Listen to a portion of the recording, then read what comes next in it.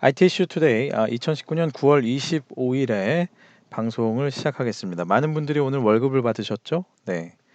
기분 좋은 하루 되셨길 바랍니다. 저는 스타트업 전문 컨설팅사 디토 파트너스 그룹의 최유환입니다. 자, 오늘 한 가지 이슈가 있습니다. 원격 의료. 국내에서 안 되니까 미국을 통해서 해외를 통해서 역수입한다. 이 얘기입니다. 원격 의료나 유전체 검사 등과 같은 그런 여러 가지 진료 및 검사 행위가 국내 의료법상은 불법인 상황이 지속되고 있습니다.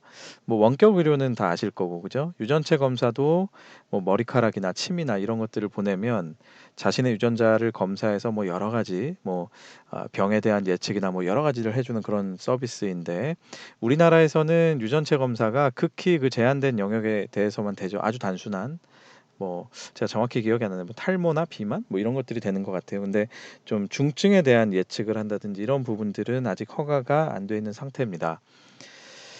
자, 그러다 보니 일부 업체들이 그 미국이나 일본 등에 지사를 세우고 한국으로 거꾸로 들어오는 역수입하는 형태의 우회 영업을 하고 있죠. 이게 결국은 이제 편법인데요. 예를 들면 이렇습니다. 온라인을 통해서 국내에서 영업 중인 A라는 업체가 있는데, 이 업체는 하버드 의대병원, 존스홉킨스 병원, MD 앤더슨 암센터 등등 미국의 유명 병원 5군데와 연계를 해서 국내 환자에게 2차 소견, 그러니까 즉 이런 거죠. 국내에서 우리가 엑스레이도 찍고 MRI도 찍고 CT도 찍고 했더니 국내 의사가 무슨 병인 것 같다라고 소견을 줬는데, 환자들이 이거 난 좀 더 정확한 소견을 듣고 싶어라는 니즈가 있을 수 있잖아요. 그랬을 때에 이거를 그런 어떤 검사 결과를 했던 필름이나 사진이나 영상이나 이런 것들을 이 업체에 보내면 이 업체가 그 내용을 잘 정리를 해서 미국 병원에 보내는 거죠. 그럼 미국에 있는 의사들이 이거는 뭐인 것 같아요라고 최종 의견을 다시 주는 그런 서비스를 지금 진행을 하고 있습니다. 근데 이것도 역시 보면 결국은 미국 의사와 우리나라 환자가 만나기 때문에 현재 현행 의료법상의 원격 의료라고 하는 것에서는 비껴나가는 모델이죠. 쉽게 말하면 불법이라고 얘기할 수는 없는 모델인 겁니다. 자, 또 다른 사례는 이렇습니다. 유전체를 분석하는 업체 B라는 업체는 일본에 지사를 세운 뒤에 국내 기업, 총판 기업을 통해서 유전자 분석 키트 상품을 위탁 판매하는 그런 방식으로 영업을 하고 있어요. 이거 역시 유전체 분석을 하는 업체의 실제 지사가 한국에 있는 업체와 계약을 통해서 진행을 하기 때문에 이것 또한 불법이다 이렇게 규정을 할 수가 없죠. 왜냐하면 일본에 있는 지사에서 모든 것들을 분석해서 결과를 소비자에게 주기 때문에 그렇습니다. 결국은 한국이라는 영내에서 일어나는 게 아니라 한국 그 환자에게 미국에 있는 의사, 일본에 있는 유전자 분석 회사가 서비스를 전달을 해주는 형태이니 이거를 현행의 의료법상 위배된다라고 볼 수가 없는 것이죠. 보건복지부에서도 역시 그 내용상으로는 대면 진료 위반 등의 소지가 있어 보이지만 해외 의료기관이기 때문에 국내 의료법에 따라 판단할 수가 없다. 이런 이제 입장인 겁니다. 이건 이제 보건복지부가 무능하다 이렇게 볼 수는 없습니다. 그죠? 현행법이 이렇게 돼 있기 때문에. 자, 업계 관계자는 불만이 많겠죠. 국내 업체에는 봉쇄된 서비스인데 해외에 주소가 있다는 이유로 허용되는 것은 결국은 기울어진 운동장. 기울어진 운동장은 여러 군데서 인용이 되고 있는 표현이죠. 국내 이 CP 업체들 간에도 국내 CP 네이버 카카오는 과다한 형태의 업계 주장입니다. 과다한 형태의 망사용료를 내는데 왜 구글이나 페이스북은 안 되냐 이런 얘기할 때도 기울어진 운동장 이렇게 얘기를 하는데, 이 얘기는 결국 역차별, 국내 업체에 대한 역차별을 얘기합니다. 즉 국내법에 의해서 오히려 국내 업체가 보호를 받는 게 아니라 국내 업체가 역차별을 받는 현상을 얘기하는데요. 여기서는 조금 다르죠. 국내 업체이긴 하나 해외에 지사를 두고 해외의 그런 리소스를 활용할 수 있는 정도의 역량이 되는 업체 대비 그런 역량이 되지 않는 업체가 역차별을 받는다. 그런 의미에서 사용된 그런 표현이라고 생각이 됩니다. 결국 이런 모든 현상들은 국내에서 금지하고 있는 디지털 헬스케어 관련된 법률이 낳고 있는 기현상인 것이죠. 국내에 한정해서 이런 서비스에 대해서 규제를 하다 보니 결국은 우회적인 모델들이 자꾸 나오게 되는 것이고, 그게 결국 이 법망 안에서 최대한 뭐 합법적이라는 표현 그런데 아무튼 법을 어기지 않는 상황으로 하려다 보니 결국 이제 이런 기현상이 나오게 된 것입니다. 실제로 디지털 헬스케어 관련된 논란은 여전히 진행 중이에요. 여전히. 아직도. 자, 한번 보죠.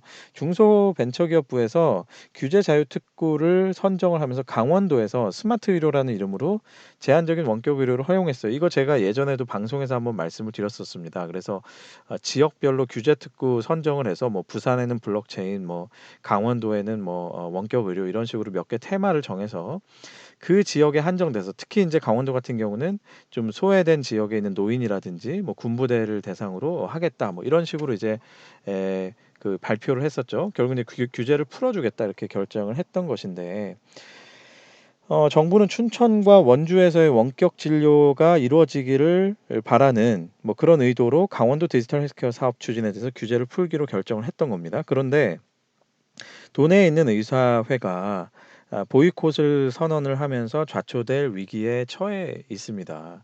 결국 이제 원격 의료가 그렇다면 앞에서 논란이 됐듯이 규제만 풀리면 이게 되는 거냐 하면 그렇게 단순하지 않다는 걸 제가 지금 말씀드리는 거예요. 규제 때문에 해외로 우회하는 그런 업체들이 막 생겨나는 기현상이 있었다까지가 아까 제가 말씀드린 현상인데, 자 그러면 정부에서 규제를 풀어주면 이게 꼭 되느냐 하면 그렇지 않다는 겁니다. 이해관계가 굉장히 복잡하다는 것이죠. 결국은 그 원격 의료라는 게 이게 단순하지 않은 건데 여러 보이스들이 있고 여러 현상들이 있고 복잡한 상황들이 있는데, 자 이쯤에서 우리가 돌아봐야 될 게 있죠. 원격 의료와 관련된 아주 그 근본적인 질문이 필요합니다. 뭐 이건 뭐 유전체 분석도 다 비슷한 얘기라고 하겠습니다. 자, 첫 번째는 뭡니까? 환자가 진짜 원하느냐. 자, 그리고 동시에 생각해야 될 건 뭐죠? 의사가 원하느냐. 결국은 헬스케어 서비스의 가장 중요한 이해관계자 두 사람은 누굽니까? 의사와 환자죠. 그럼 이 두 사람이, 이 두 이해관계자가 동시에 원해야만 아주 원활하게 진행될 수 있는데, 여기에서 이해관계가 틀어지기 시작하면 이건 아무리 뭐 규제가 허용된다 한들 안 되는 얘기예요. 그래서 저는 개인적인 얘기입니다만, 우리가 디지털 헬스케어 얘기를 할 때 그 규제라는 거를 어떻게 보면 굉장히 공통적으로 그리고 아주 편안하게 뭐 이제 뭐랄까요? 공공의 적처럼 얘기를 해요. 근데 저는 사실 좀 보는 견해가 좀 다른데요. 그 진짜 규제 해결되면 이거 될까요? 제가 보기엔 그렇게 생각하지 않거든요. 그러니까 정말로 여기에 참여해 있는 이해관계자들이 진짜 원하는 걸까요? 그걸 좀 짚어봤으면 좋겠는데, 사실은 업계에서 그것에 대한 논의는, 토론은 그다지 활발한 것 같지 않습니다. 그러니까 업계는 전반적으로 뭐 규제에 대한 논란으로만 너무 이제 치닫고 있는 경향이 좀 있고요. 뭐 반대로 얘기하면은 또 규제가 풀렸을 때 과연 이게 그럼 원활하게 되느냐 하면 그렇지 않은 현상들에 대해서는 좀 더 깊이 파고들지 않죠. 어찌 보면 사실은 아무도 고양이 목에 방울을 걸거나 아니면 그 판도라의 상자를 열려고 하지 않는 그런 느낌이 있는데, 이게 무슨 얘기인지 제가 하나씩 좀 얘기를 해 보겠습니다. 현재 의사 단체들은 대체로는 반대하는 분위기입니다. 대체로. 의사분들의 의견이 다 그렇다는 건 아니에요. 물론 굉장히 오픈되어 있는 분들도 많이 있습니다. 그러나 대체로는 반대하는 분위기인데, 이에 대해서 곱지 않은 시선을 보내는 경우도 있죠. "밥그릇 지키기 아니냐."라고 얘기하는 시선들이 있는데요. 저는 또한 이것도 그렇게 동의하진 않습니다. 왜냐면 단순히 그런 문제만은 아닌 것 같아요. 자, 왜냐하면 원격 의료로 인해서 오진이 만약에 발생했다라고 하면 이건 책임 소재의 문제가 굉장히 복잡해집니다. 예를 들면 그 원격 의료를 제공하는 어떤 시스템 인프라의 문제인지 서비스의 문제인지 아니면 뭐 진단 기기의 문제인지 진짜 의사의 문제인지 이거 알 수가 없는 거예요. 그래서 이런 부분들이 굉장히 복잡하게 엮여 있기 때문에 사실 이게 단순하지 않다라는 부분이죠. 자, 또 하나는 이런 부분이 있습니다. 유명 의사에게 모든 환자들이, 뭐 제가 모든 환자라고 했지만 뭐 많은 환자들이 몰린다면 어떻게 될까요? 메가 스터디 같은 생각이 들죠. 지방의 강사들이 싹 다 죽었었죠, 메가 스터디 이후에. 왜 학생들이 전부 다 그 손주은 선생의 강의를 다 듣기 시작하니까 온라인을 통해서. 지방에 있는 학원을 누가 가겠어요. 그죠? 그냥 뭐 독서실 삼아서 가거나 그냥 보충 학습하러 가는 건데, 자 이런 현상이 어떤 특정 명의들에게 몰린다라고 하면 그럼 과연 어떻게 될까요? 그 명의들에게 어찌 보면은 약간 불필요한 환자도 모일 거고, 그럼 정작 필요한 환자는 진료를 못 받는 현상도 있을 거고 뭐 이런 부분들이 있겠죠. 그래서 이게 단순하지는 않은 문제라는 것입니다. 참고로 일본에서는 아마 이런 논란들을 한참 많이 겪었던 것 같고요. 그거에 대한 대안으로서 초지는 무조건 대면 진료, 재진부터는 뭐 원격 진료 허용 이런 식으로 약간은 하이브리드한 형태의 그런 이제 제도를 운영을 하고 있습니다. 뭐 우리도 이제 이런 것들은 좀 생각을 해볼 필요가 있지 않을까 싶기도 하고요. 자, 그럼 환자의 니즈는 어떨까요? 이거 역시 단언하기가 어렵습니다. 왜? 이거에 대해서도 누군가가 명확하게 조사를 하거나 그 입장을 정리해 준 적이 제가 알기로는 별로 없어요. 그래서 이게 단순하지 않은데 제가 주변에 그냥 호기심 삼아서 많은 분들에게 물어보면 역시 대답이 아주 천차만별이에요. 어떤 분들은 뭐 "병원에 기다리기 싫으니까 난 좋다." 이런 사람도 있고 어떤 분들은 "아이 뭐 코앞에 병원 있는데 뭘 굳이 뭐 그 불편하게 뭐 이렇게 그 원격으로 하느냐. 그래도 의사 보고 뭐 그게 3 분이든 5 분이든 나는 그래도 의사 직접 만나는 게 좋다." 이런 분들도 있고 이게 굉장히 사실 단언하기 어려운 그 상황이죠. 자, 따라서 지금의 이 현상이 따라서 기현상이긴 하지만 그럼에도 불구하고 이런 서비스가 운영되는 것, 즉 얘기하면 해외를 통해 우회되는 이런 서비스를 통해서라도 최소한 환자에 대한 니즈가 어느 정도인지는 태핑해 볼 수 있지 않을까. 좋게 생각하자면, 그죠? 이게 분명히 편법적인 요소가 있고 어떻게 보면 불법적인 요소도 있지만 대신에 이런 서비스들이 어떻게 흘러가는지를 보면 최소한 환자의 니즈는 좀 판단할 수 있지 않을까 싶고요. 환자의 니즈가 판단이 된다라고 하면 그때는 의사분들에게도 역시 설득할 수 있는 논리가 있지 않을까 싶습니다. 어떻게 보면 전향적으로 이런 현상들을 잘 활용할 필요도 있지 않을까 그런 생각이 드는 겁니다. 자, 그래서 시장에서 검증할 수 있는 기회라는 측면에서는 매우 환영할 일인데 그러나 역시 이렇게 우회까지 해야 하는 그런 현실은 참 안타까운 현실이죠. 자, 부디 이런 상황을 통해서라도 필요한 환자에게 필요한 의료 서비스가 제공될 수 있는 그런 법적 토대가 빨리 마련되기를 한번 기대해 보겠습니다. 어쨌든 이런 기현상이 있는 건 참 안타까운 일이네요. 자, 알아두면 쓸모있는 그 밖의 뉴스들입니다. 구글이 내년 초에 서울의 데이터 센터 리전이라는 데이터 센터를 개소한다고 해요. 이게 이제 세계 곳곳에 있는데 서울에 그 설치를 한다고 합니다. 설치라기보다 개설을 하는 거죠. 일종의 데이터 센터라는 게 뭐 어떻게 어떤 의미가 있느냐 뭐 이렇게 말씀하실 수도 있는데 뭐 단순히 서비스 접속이 빨라진다라는 측면 이상의 것이 있습니다. 이건 제가 나중에 기회가 되면 좀 더 깊이 다뤄 드릴 텐데요. 우리나라 법상에 아직도 인터넷 서비스 업체가 서버를 어디에 두느냐에 따라서 어떤 정보는 접근이 되고 안 되고 하는 부분이 있습니다. 대표적인 게 지도 데이터죠, 지도. 구글이 만약에 한국에 서버를 둔다라고 하면 드디어 한국의 지도 데이터에 접근할 수 있는 상황이 될 수도 있을 거예요. 그건 중국도 그런 규제가 있는데 결국은 서비스가 단순히 빨라지는 것뿐만 아니라 아마 서비스의 폭도 넓어질 수 있지 않을까 이런 생각이 듭니다. 자, 또한 구글 얘긴데요. 잊혀질 권리에 대한 공방이 있었습니다. 유럽에서 프랑스에서 있었는데 유럽의 최고법원까지 결국은 이 논란이 이제 올라갔는데 자, 논란의 핵심은 이렇습니다. 프랑스에서 어떤 남성이 자신의 이제 뭐 흑역사예요. 옛날에 뭐 채무 때문에 뭐 하여튼 뭐 문제가 되고 이런 뉴스가 있었는데 그 뉴스를 이제 내려달라.